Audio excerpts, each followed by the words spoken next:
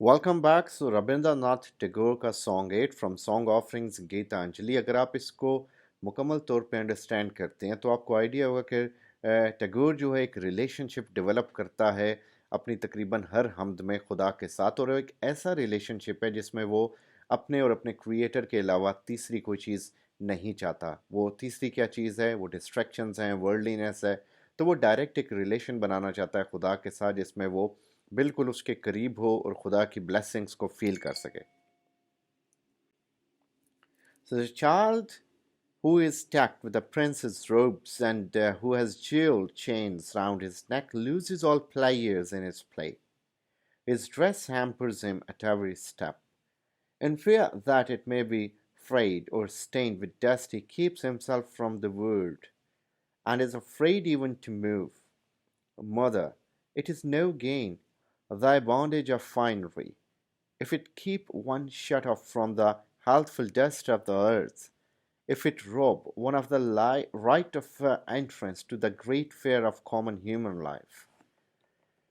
So यहाँ पे speaker on dangerous और लाइक जो है डेंजरस यानी एक्सेसिव मटीरियलिज्म, जो कि ख़ास तौर पे बच्चों के हवाले से उनकी बात कर रहा है। वो डिस्क्राइब करे एक बच्चे की कहानी जिसको बड़े लग्जूरियस किस्म के प्रिंसली क्लोथ्स पहनाए गए और उसको बड़े ज्यूल्स वगैरह उसके ऊपर लगाए गए, और इसमें ये कि बच्चा बहुत प्यारा लगे, बहुत ज़्यादा उसके कपड़े उसको जचें। सो बच्चा जो है वो इतना प्री ऑक्यूपाइड हो चुका है अपनी अपीयरेंस के साथ, क्या वो सिंपल खेल नहीं सकता, क्योंकि उसे पता है कि उसके जो ड्रेस है वो उसे ख़राब करेगा, उसके रास्ते में हिंड्रेंस क्रिएट करेगा, हैम्पर करेगा उसे, उसकी मूवमेंट्स में कमी आएगी, खलल आएगा, वो उस तरह एक्टिव नहीं हो सकेगा, और वो जो आसपास की वर्ल्ड है जिसमें वो इंगेज होना चाहता है खेलने के लिए, वो उसमें खेल नहीं सकेगा। सो यहाँ पे जो बेसिकली उसमें जो बच्चा वो दिखाया गया कि ही इज़ फेयरफुल, और फेयरफुल किस वजह से कि उसका जो ड्रेस है वो फ्रेड ना हो जाए, ख़राब ना हो जाए, स्टेंट ना हो जाए, धब्बे ना लग जाए उसके ऊपर, डैमेज ना हो जाए, और इसका रिजल्ट क्या कि वो अपनी आसपास की वर्ल्ड से आइसोलेट हो रहा है और वो बाकी लोगों के साथ इंगेज नहीं हो पा रहा। सो स्पीकर ये सजेस्ट कर रहा है कि एक तरह से ये जो मटेरियलिज्म है ये बहुत हार्मफुल है अल्टीमेटली, और ये इंडिविजुअल्स को जॉयज़ और फ्रीडम जो है सिंपल लाइफ की उनसे दूर रखे हुए है। और जो एक बॉन्डेज है फाइनरी की जो कि इसने यहाँ पे दिखाया, so that is kind of slavery,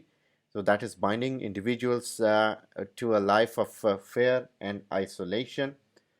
तो जिस तरह एक बच्चा अपनी माँ से शिकायत कर रहा है, तो अपनी माँ से शिकायत करते हुए कह रहा है कि ये जो बॉन्डेज ऑफ फाइनरी जो आपने मुझे पहना दी हैं, वो कपड़े जिसमें मैं बॉन्ड हो गया हूँ, जिसमें मैं कैद हो चुका हूँ,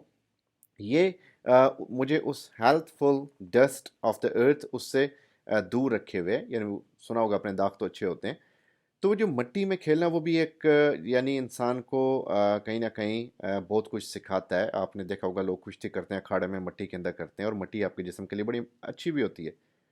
लेकिन वो नहीं खेल पा रहा कि उसके कपड़े ना ख़राब हों, तो इसका मतलब है कि वो उन बहुत सारी चीज़ों से दूर है जो कि बड़ी common like day to day life की चीज़ें हैं, जो बड़ी प्लेयर गिविंग चीज़ें हैं, जो बड़ा करीब करती हैं इंसान को नेचुरल प्लेयर्स के साथ। तो वो उस ह्यूमन लाइफ के उन कॉमन चीज़ों से दूर है सिर्फ इस वजह से कि उसके कपड़े भड़कीले हैं।